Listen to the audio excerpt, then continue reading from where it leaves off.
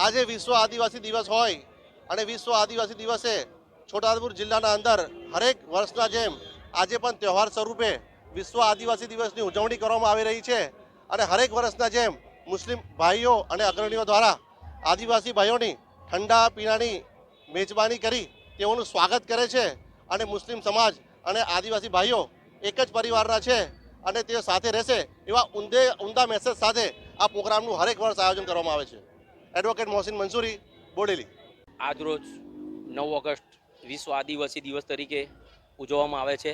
અમારા છોટાઉદેપુર જિલ્લા બોડેલી તાલુકો અને બોડેલી શહેરમાં પણ મહાદેવ મંદિરથી અલીપુરા ચોકડી સુધી રેલી સ્વરૂપ આવી અને અમે છોટાઉદેપુર જિલ્લા મુસ્લિમ સમાજ તરફથી ઠંડા પાણી અને ફૂલહારથી એમનું સ્વાગત કર્યું।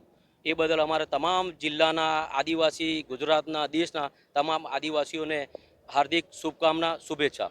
જય। રોજ 9 ઓગસ્ટ વિશ્વ આદિવાસી દિવસ તરીકે જાહેર થયેલો છે। એમાં આજે બોડેલી મહાદેવ મંદિરથી, ગોપેશ્વર મહાદેવ મંદિરથી રેલી સ્વરૂપ આદિવાસી લોકોએ રેલી કાઢી અને એપીએમસી ખાતે જવાના છે।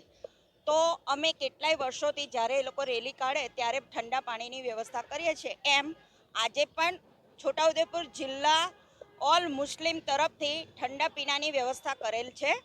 જ્યારે એ લોકો સરઘસ સ્વરૂપે અલીપુરા ચોકડી આવે ત્યારે અમે લોકો એમનું સ્વાગત કરવા માટે અહીંયા આગળ ઊભેલા છે।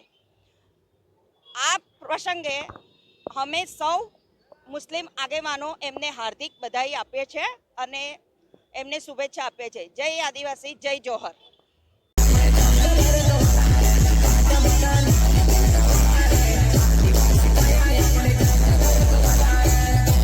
और कम कर दो।